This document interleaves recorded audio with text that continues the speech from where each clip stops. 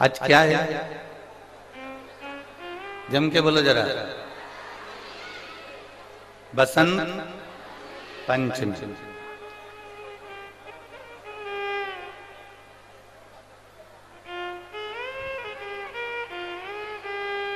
आज माता सरस्वती जी की तो जन्म उत्सव तो हम मना ही रहे हैं, प्रागट्य उत्सव तो हम मना ही रहे हैं। पर पुलवामा में भी आज कई शहीद हो गए थे हमारे सैनिक।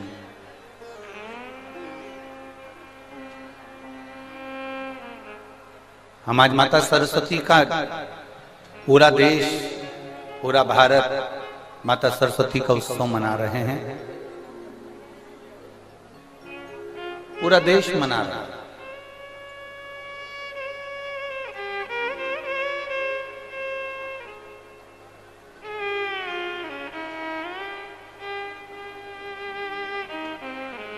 और संपूर्ण देश, संपूर्ण विश्व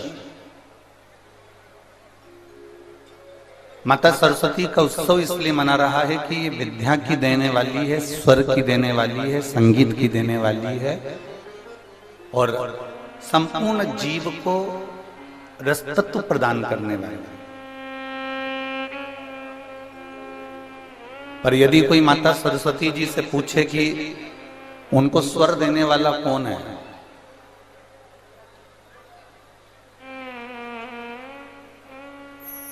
कोई माता सरस्वती जी से पूछे कि उनको वीणा वादनी का पद देने वाला कौन है, शिव महापुराण की कथा कहती है अगर सरस्वती माता को भी स्वर देने वाले हैं, संगीत की विद्या को भी अगर विद्या देने वाले हैं, तो केवल एक देवाधिदेव महादेव नटराज हैं जिन्होंने माता सरस्वती को भी स्वर प्रदान किया।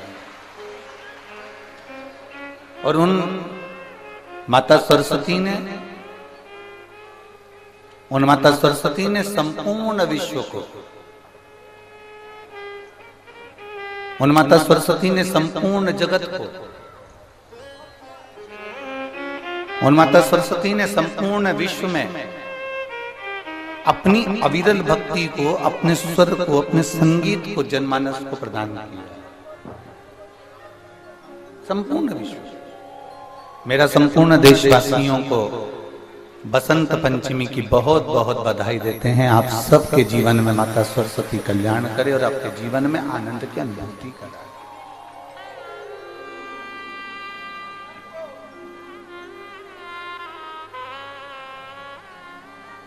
संपूर्ण विश्व का एक आनंद। और ये मानकर चलिए अगर सरस्वती माता के जीवन में भी स्वर की जरूरत पड़ी, माता सरस्वती के जीवन में भी उनको अगर कुछ ना कुछ अगर जरूरत पड़ी है, तो वो देवाधिदेव महादेव के पास गई। भगवान शंकर से उन्होंने पाया। और मेरी कुशीनगर के जीजियों और मेरे कुशीनगर के जीजाओं, मेरी बेटियों, बेटाओं, मेरी माताओं, मेरी बहनों, अपने जीवन में एक बात उतार कर रखना, जब माता सरस्वती को वो स्वर दे सकता है महादेव,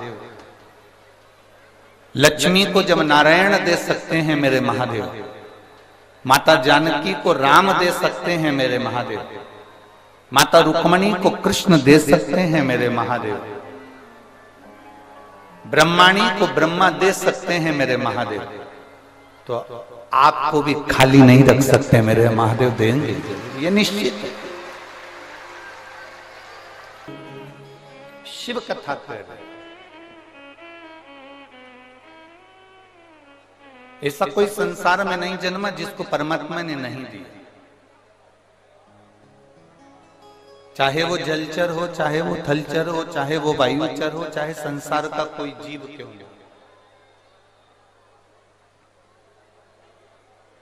और मेरी बहनों, मेरी माताओं, मेरे भाई, मेरे जीजाओं, आपसे निवेदन इतना ही करूंगा। 7 दिन की ये बसंत पंचमी से शिव महापुराण की कथा कुशीनगर में प्रारंभ हुई।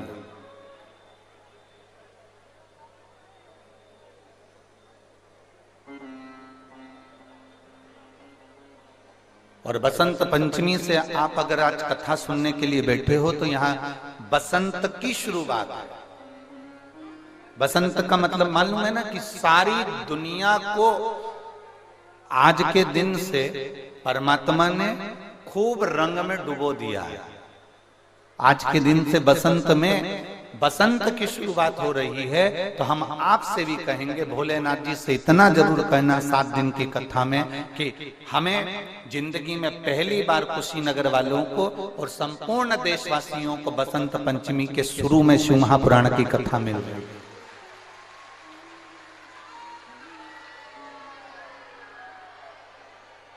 मैं श्रीमती पूनम पांडे जी को और श्री ओम प्रकाश जी पांडे जी से कहूंगा, हमने इतनी कथाएं बांची है, पूनम दीदी बहुत कथा बांची, ओम प्रकाश जी हम बहुत कथा करें, पर हमारी जब भी कथा चलती थी तो बसंत पंचमी बीच में पड़ती थी, पर बसंत पंचमी से शिव पुराण कभी प्रारंभ नहीं हुई, वो केवल कुशीनगर में।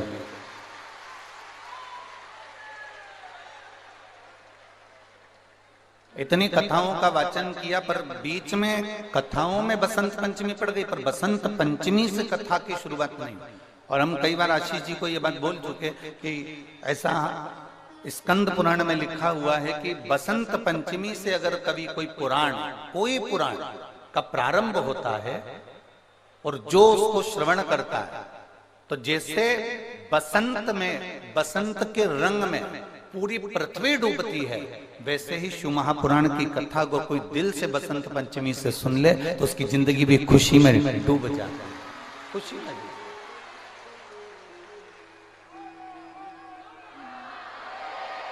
तो इसका श्रेय ओम प्रकाश पांडे जी और पूनम जी पांडे जी आपको जाता हो। ये जो कथा आपने ली है कुशीनगर वालों के लिए, कुशीनगर के चेहरों पे, हमने रात्रि को भी हम जब आ रहे थे तो हमने वहां पर एयरपोर्ट पर भी देखा, और दिन में भी और सवेरे जब हम घूम रहे थे उस समय पर भी हमने देखा, लोगों के चेहरे पर एक प्रसन्नता कि हमारे कुशीनगर में शिव पुराण हो रही है और हमारे कुशीनगर में शिव पुराण हो रही है। ये एक प्रसन्नता, ये एक आनंद था। अब जिनके भाग्य में होगा ना तो वो ऐसा झोली पसार के 7 दिन में हमारे यहाँ जब भंडारा होता था ना, आपके यहाँ तो कुशीनगर का भंडारा तो हमने नहीं देखा, पर मेरी जीजी हमारे यहाँ जब भंडारा होता था ना तो वहां पर जो माताएं आती थी ना तो ऐसे पल्लू को खोस के आती थी ऐसे, और जब कोई देना भैया देना भैया देना भैया देना भैया, अच्छा जो ले रही होती है ना तो उसको मालूम नहीं होता कि गुलाब जामुन में चाशनी भी है, देना भैया देना भैया। अब वो टंगी झोली और नीचे से चाशनी टपक रही, इतने में जो बांट रहा होता है ना भंडारा वही कह देता है, अरे ओ काकी वो नीचे देखते रहे, ओ मेरी इतने की साड़ी खराब हो गई, कोई बात नहीं। तो उसने कहा 4 गुलाब जामुन और दे। उसने कहा क्यों, जब गुलाब जामुन लेकर जाऊंगी तो अब इतनी में साड़ी बिगड़ी है तो और 4 और बिगड़ गई। अब ये आपके ऊपर निर्भर करता है कि आप कितनी शिव महापुराण को आप कितना ग्रहण कर सकते हैं, कितना ले सकते हैं, कितना अपने भीतर उतार सकते हैं, कितना उतार सकते हैं, ये आपके ऊपर निर्भर। आप कितना ग्रहण कर सकते हैं, आप कितना ले सकते हैं, अब ये आपके ऊपर निर्भर करता है कि आपको कितना ग्रहण करना है। और हमारे विश्वास से कहते हैं, आज तक जो हमने शिव महापुराण की कथा देखी है, करी है, सुनी है, उसके विश्वास पर कहते हैं, जो शिव महापुराण के पंडाल में बैठकर दिल से शिव कथा को सुन लेता है, मेरा भोले बाबा 3 महीने में उसकी झोली भर देता है। ये निश्चित,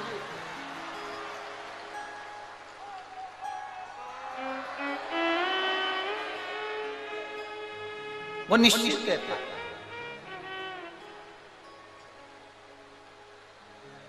उसके देने में कमी नहीं रहती, उसके प्रदान करने में कमी नहीं रहती।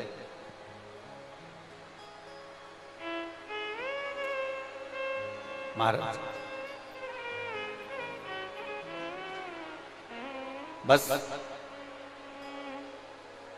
आपको और हमको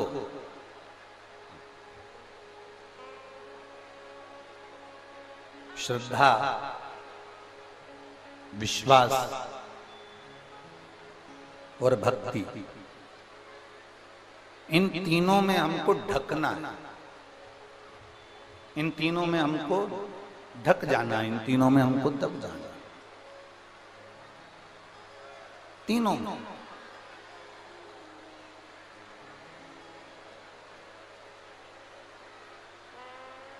अब ये आपके ऊपर और हमारे ऊपर निर्भर करता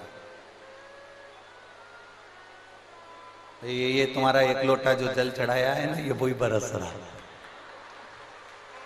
ये वही चल रहा है।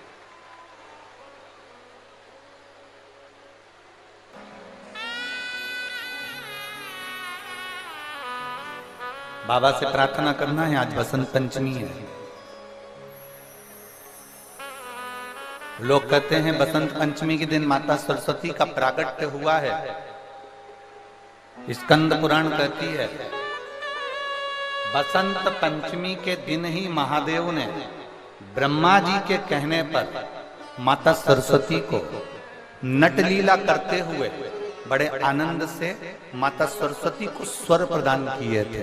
इसलिए आज मेरे महादेव दुनिया के लोगों को बहुत देते हैं। तो आप भी दिल से बाबा से प्रार्थना करना, जहां जगह मिले वहां बैठकर। शिव कथा कोई साधारण सा विषय नहीं, सुना निकाल दिया वो विषय नहीं।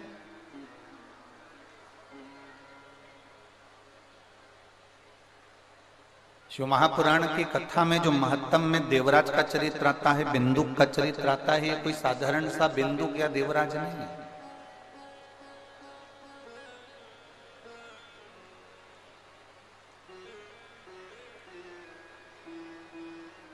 आप सबका घर बना है, उस घर में छत डाली होगी, देखिए आप लोगों ने, जम के तो बोलो। या उसके कालम खड़े करे होंगे या बीम खड़े करे होंगे, तो उसमें अंदर छत के अंदर क्या डाला जाता है? कालम को खड़ा करा जाता है तो क्या डाला जाता है? लोहे की छड़े, लोहे का सरिया। किस किस ने देखा है? सबने देखा है ना। उसमें लोहे की छड़ डाली जाती है, लोहे का सरिया डाला जाता है, लोहा डाला जाता है, और उसको डालने के बाद में फिर उस कालम में ऐसा चारों तरफ उसमें लकड़ी ठोक दी जाती है।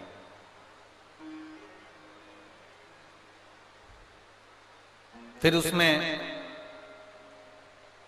सीमेंट, गिट्टी, बालू, रेत, पानी सब मिलाकर उसका घोल डाल दिया जाता है। देखा है ना सभी लोगों ने। चाहे कालम हो चाहे छत हो, उसमें लोहा डला होता है, लोहे की राड डली होती है, लोहे की छड़ डली होती है, और उसमें फिर घोल सीमेंट का, बालू का, गिट्टी का, पत्थर का घोल उसके अंदर डाला।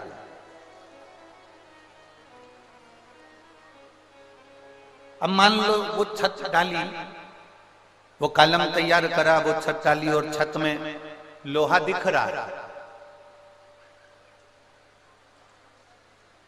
लोहा दिख रहा है। अगर वो लोहा दिख रहा है तो छत सही डली है क्या? जम के बोलो जरा। नहीं डली। कालम में अगर लोहा दिख रहा है, लोहे की छड़ दिख रही है, लोहा दिख रहा है, तो वो छत सही डली है क्या? नहीं। वो कालम सही डला है क्या? नहीं। ठेकेदार को आप कहोगे, ए ठेकेदार जी इसमें लोहा दिख रहा है,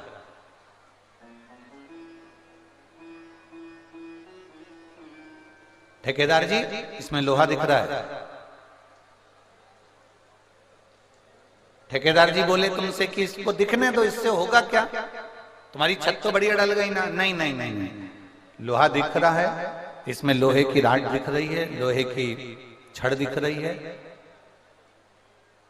मतलब ये छत सही डली नहीं है। अगर ये लोहा दिख रहा है तो इसमें हवा लगेगी, पानी लगेगा, और इसमें जंग लग जाएगा, काई लग जाएगी, और ये छत एक ना एक दिन नीचे गिर जाएगी। बोलो सही है ना दीजिए? जम के तो बोलो जरा, सही है। अगर उस छत में लोहा दिख रहा है, उस कॉलम में अगर लोहा दिख रहा है, उस बीम में अगर लोहा दिख रहा है और वो दिख रहा है, तो एक ना एक दिन उसमें जंग लगेगी।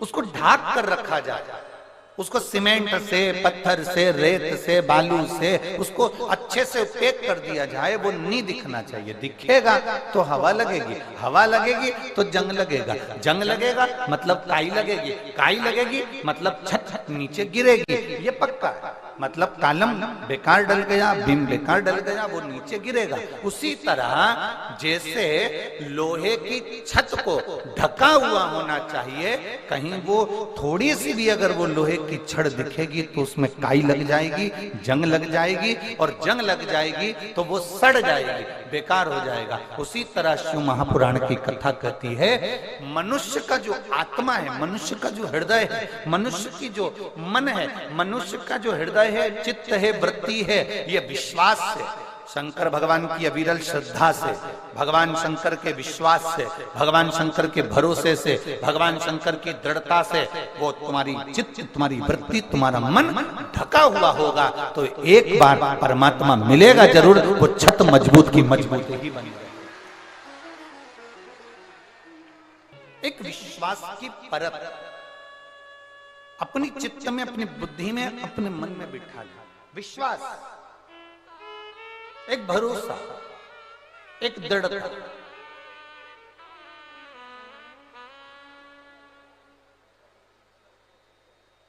और जब विश्वास की परत तुम्हारे अंदर आ जाएगी, एक विश्वास आ जाए कि आपकी आत्मा पर यह विश्वास चारों तरफ से लपेट जाना चाहिए, आपके मन में, आपके चित्त में, आपकी वृत्ति में, तो ये जंग नहीं लगेगी दुनिया की, अहंकार की, काम की, लोभ की, वासना की, आसक्ति की जंग नहीं लगेगी। विश्वास पक्का कर, बोल बम का नारा है, एक भरोसा दृढ़ कर लो, एक विश्वास दृढ़ कर लो, मेरा बाबा है, वो मुझे डूबने नहीं देगा, मेरा बाबा है, वो मुझे अटकने नहीं देगा। क्या 5 रुपए की बेलपत्र या 5 रुपए की राई या सरसों क्या हमारे जीवन को सुख दे सकते? मेरी जीजियों, दुनिया के लोगों की दृष्टि में ये केवल बेलपत्र है, केवल बेलपत्र। पर जिसने दिल से अगर शिव पुराण सुनी होगी तो उसको मालूम होगा कि देवराज के प्राण बेलपत्र के पेड़ के नीचे छूट गए थे, तो वो चोर देवराज भी भगवान शंकर के कैलाश धाम चले गया था। केवल बेलपत्र के वृक्ष के नीचे प्राण छूट गए तो वो कैलाश धाम चले गए।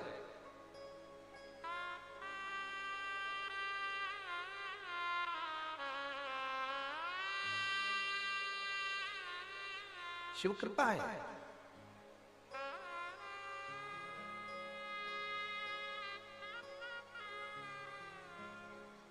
पूनम दीदी, हम एक बार व्यासपीठ से पहले कहे हैं कि हमारे पास में कई लोग आते हैं, बड़े बड़े मंच से कह देते हैं कि गुरुजी ये जजमान है, इनको रुपट्टा उड़ा दो, इनको ये उड़ा दो, उनको वो उड़ा दो। हम एक बेलपत्र उठाकर उनको दे देते हैं, इससे बढ़कर कुछ नहीं। क्योंकि शिव महापुराण की जो बेलपत्र है वो हजारों बीमारी का, हजारों रोगों का एक इलाज है, वो एक बेलपत्र, हजारों बीमारी।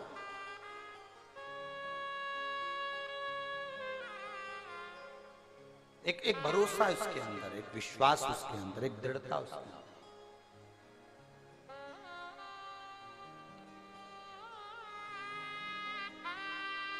शिव कथा कह रहे हैं। देवराज को भी नहीं मालूम था क्या कि ये शंकर जी के मंदिर में मैं चोरी का धन लेकर पहुंच गया, चोरी का धन मैंने रख लिया, रख कर मैं कब बैठ तो गया क्योंकि मेरे शरीर में ताप था, बुखार था।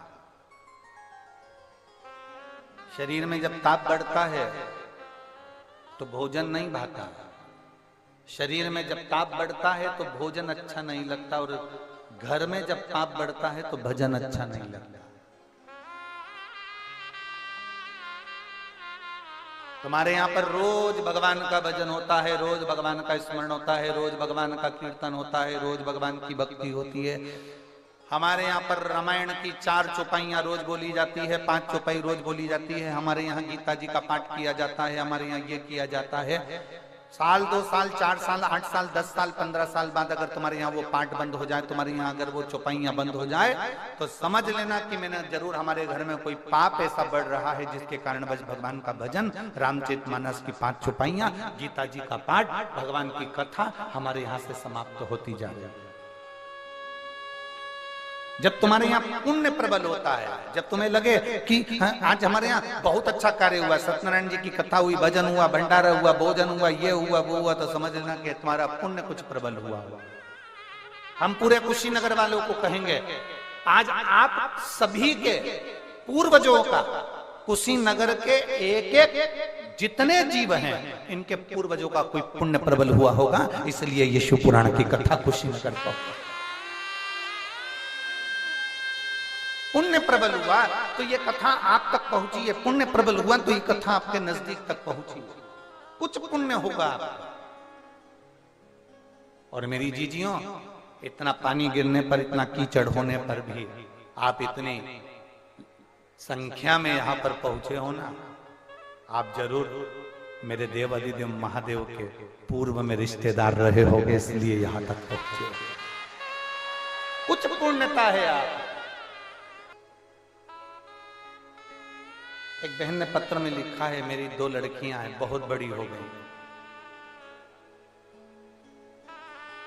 उन लड़कियों का हाथ पकड़कर मोहल्ले के लोगों ने कह दिया, राखी किसको बांधोगी? क्या दुनिया वाला?